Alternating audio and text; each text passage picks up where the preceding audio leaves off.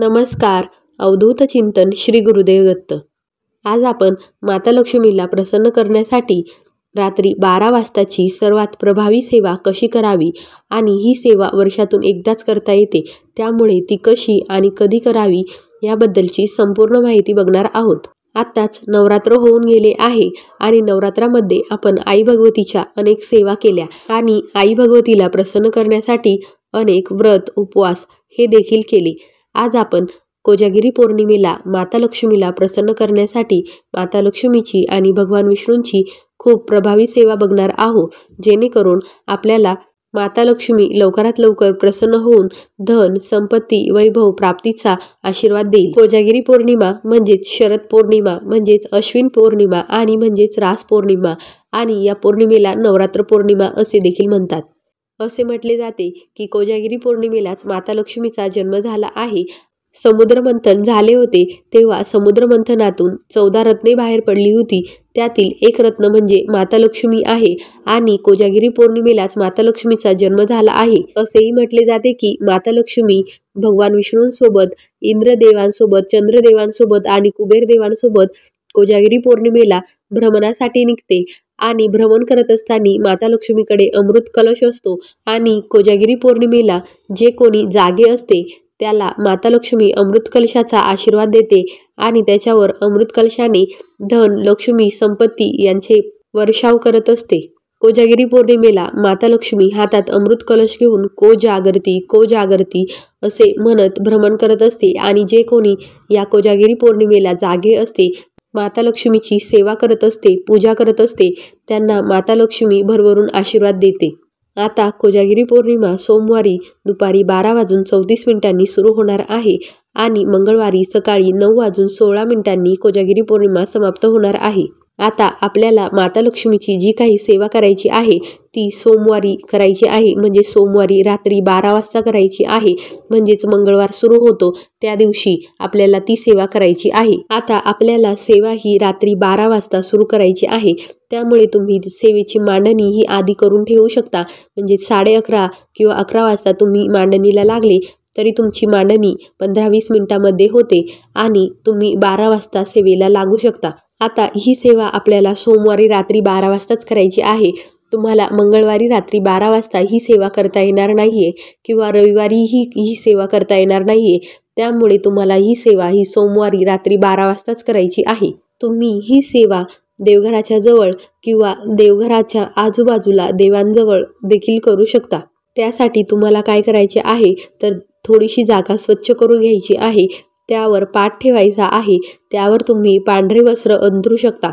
तुम्ही लाल रंगाचे देखील वस्त्र अंथरू शकता, परंतु पांढरा रंग हा चंद्र आणि शुक्राचा प्रतीक आहे, त्यामुळे या दिवशी तुम्ही पांढऱ्या रंगाचे वस्त्र देखील अंथरू शकता. तुमच्याकडे जे कोणतेही वस्त्र असेल ते तुम्ही अंथरू शकता.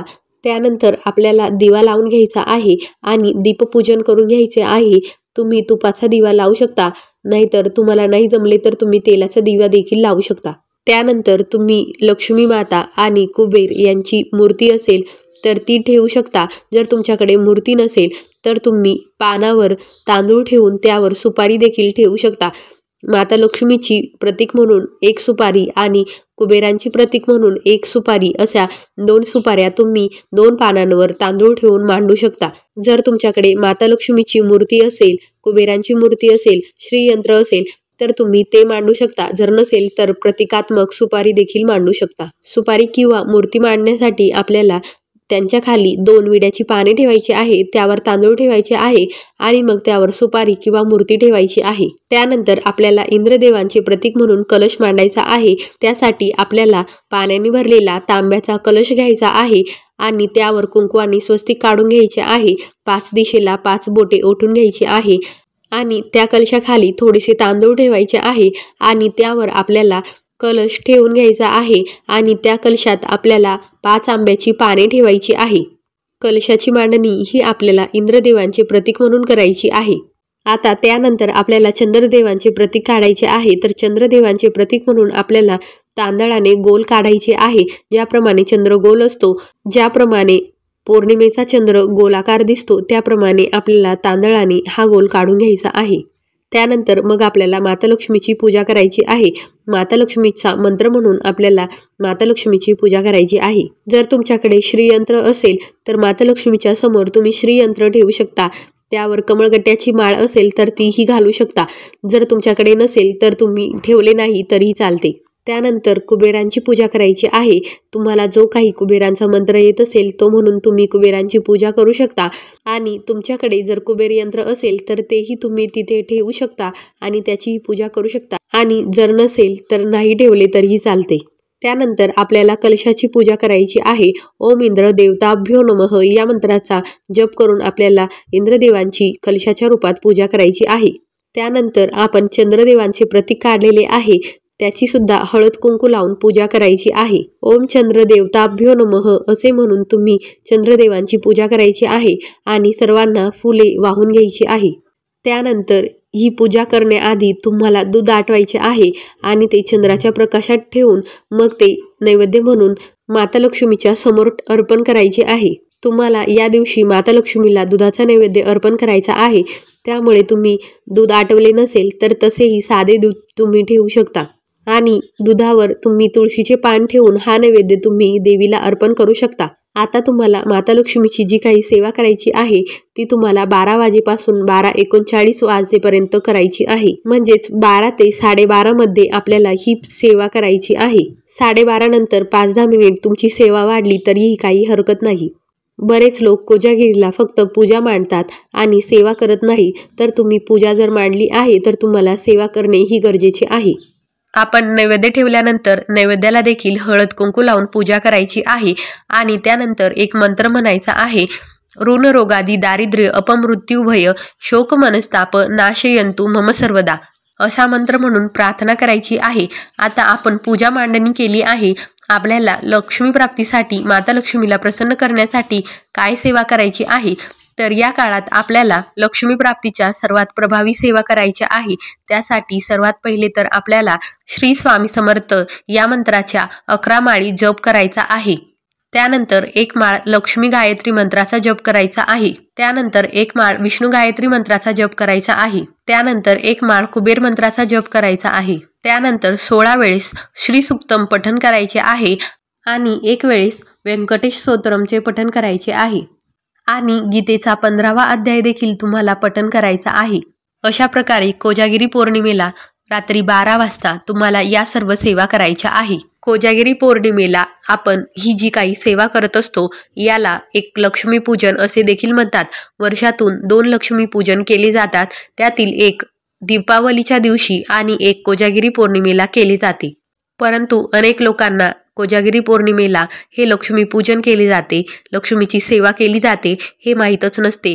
त्यामुळे तुम्ही जर हा व्हिडिओ बघत असाल तर या कोजागिरी पौर्णिमेला हे लक्ष्मीपूजन तुम्ही नक्की करा आणि माता लक्ष्मीची सेवा करा, कारण या दिवशी माता लक्ष्मी, इंद्रदेव, चंद्रदेव, कुबेरदेव आणि श्री विष्णू भगवान हे पृथ्वीवर भ्रमण करत असतात आणि कोण जागा आहे कोजागरती असे म्हणत ते फिरत असतात। जे पूजा पाठ करत आहे, लक्ष्मी सेवा करत आहे त्यांना ते भरभरून आशीर्वाद देतात। असे म्हटले जाते की कोजागिरी पौर्णिमेच्या रात्री 12 वाजता जेव्हा देव भ्रमण करत असतात, माता लक्ष्मी आशीर्वाद देत असते, तेव्हा जर कोणी झोपलेले असेल, जे कोणी आळशी असेल, दरिद्री असेल त्यांच्यावर माता लक्ष्मीची मोठी बहीण म्हणजे अक्काबाई रागवते आणि त्यांच्या घरात कटकट भांडणे होत असतात। त्यांना लक्ष्मी प्राप्ती होत नाही, त्यांच्यावर माता लक्ष्मीची कृपा होत नाही, तर अक्काबाई त्यांच्यावर रागवलेली असते।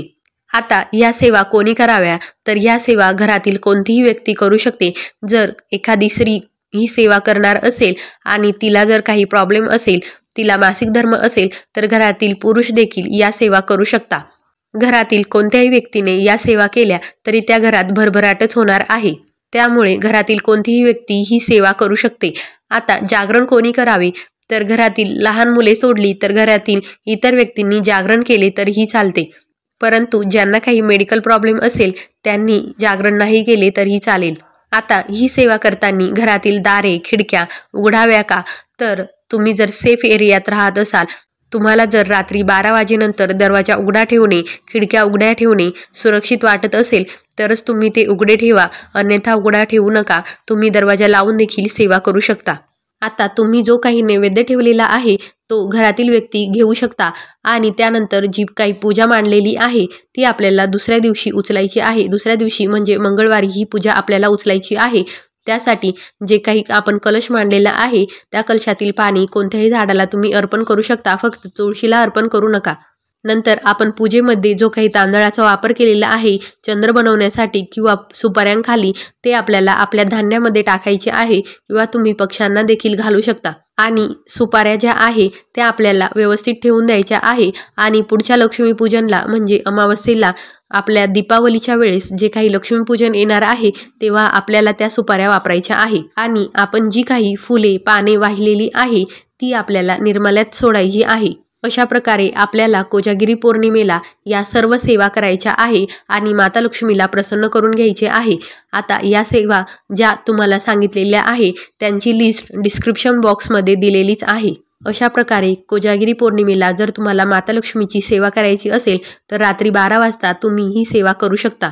आता सर्वात महत्त्वाचे म्हणजे ही सेवा आपल्याला वर्षातून एकदाच करता येते, त्यामुळे तुम्हाला जर शक्य झाले तर तुम्ही ही सेवा नक्की करावी. नवरात्रामध्ये जर तुम्हाला काही सेवा करायला जमले नसेल तर या कोजागिरी पौर्णिमेला देखील तुम्ही त्या सेवा करू शकता. त्याबद्दलचा संपूर्ण व्हिडिओ आपल्या चॅनलवर अपलोड केलेला आहे. तुम्ही आपल्या मी इगतपुरीची या चॅनलवर जाऊन ते सर्व व्हिडिओ बघू शकता. व्हिडिओ आवडला तर चॅनलला सबस्क्राईब करा, व्हिडिओला लाईक करा. व्हिडिओ बघितल्याबद्दल धन्यवाद. अवधूत चिंतन श्री गुरुदेव दत्त. श्री स्वामी समर्थ. जय जय स्वामी समर्थ.